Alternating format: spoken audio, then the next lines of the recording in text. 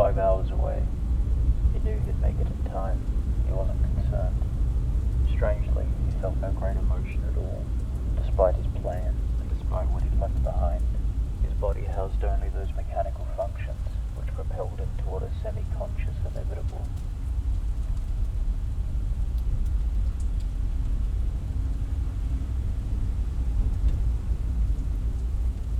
By the 4th hour he had yielded to ruminations, though avoiding, like would a diseased man, the severity of final outcomes. He knew the wall at this path's end was like glass, and that any minute shift in his illuminating collision would refract a trillion possibilities different than any other minute shift. It did nothing to dwell on these cosmic disproportions, and so he did not. Instead, barreling between the endless tunnel of headlights and into the black desert night, he thought on a moment of his youth, staring up at the ceiling of a classroom and vaguely processing all his possible futures. His younger self wondered if his older self would remember this exact moment, and if the future which came to pass would be one they would both look upon with some level of satisfaction or pride. They would not. They didn't. This final act was a fool's compromise, setting right an imperceptible fraction of what had been made wrong.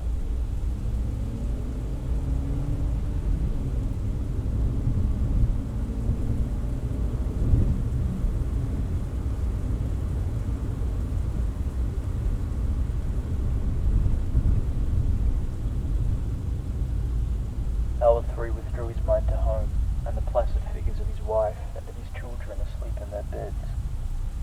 He did not wake them, for fear of protest at his betrayal, and for the shame he felt in their presence. He had been given a role and made promises which he could not keep. He would come to remind himself of this as would a penitent engaged in lashing. He lamented that he had moved his family to a smaller town, where the ever-growing wrongs of the world were easier to distinguish, where they became definite and not abstract amongst a million unknown bodies and roads and sounds. At night, when he could not sleep, he was certain he could hear the floor under the earth giving way.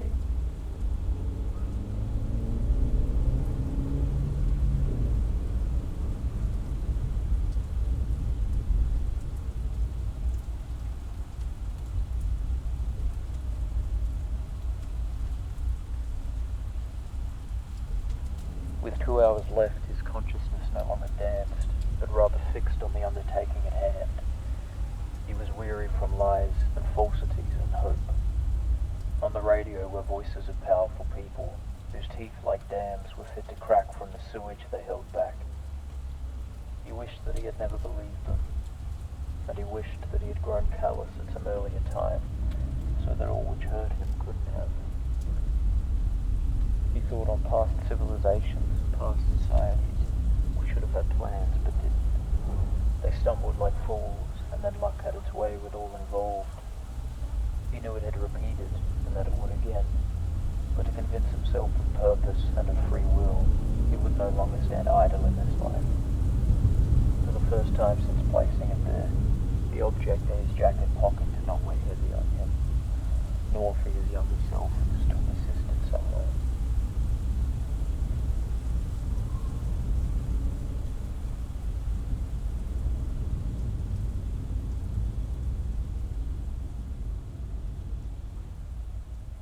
In that last hour he held no reservations. If history would not remember him, then perhaps God or something else would.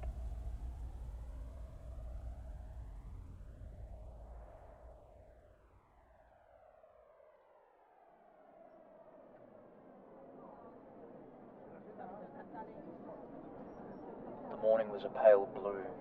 It was cold, though he didn't feel it. His breath trailed before him, as did the breath of the crowd he was in, and too the well-adorned lyre who spewed mist on the steps leading up to the lyre's totemic skyscraper. The false words were far away, swallowed by the roar of blood pumping behind his eyes and ears.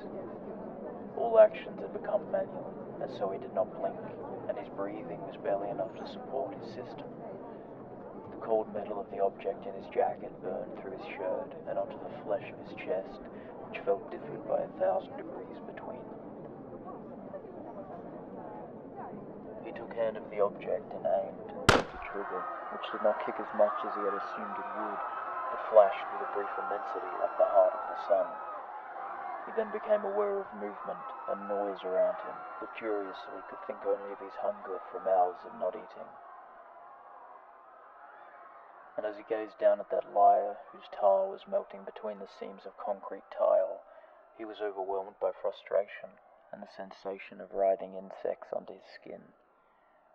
He thought it embarrassing for someone to die with their eyes open, as the lyre had. It tells us that you are lost, that you are traveling to some place your body refuses to follow you to. It was evidence of absolute separation, a cosmic kind of disloyalty. He thought of this, and then observed a gesture at the corner of his eye, which he knew with relief would remove his thinking altogether.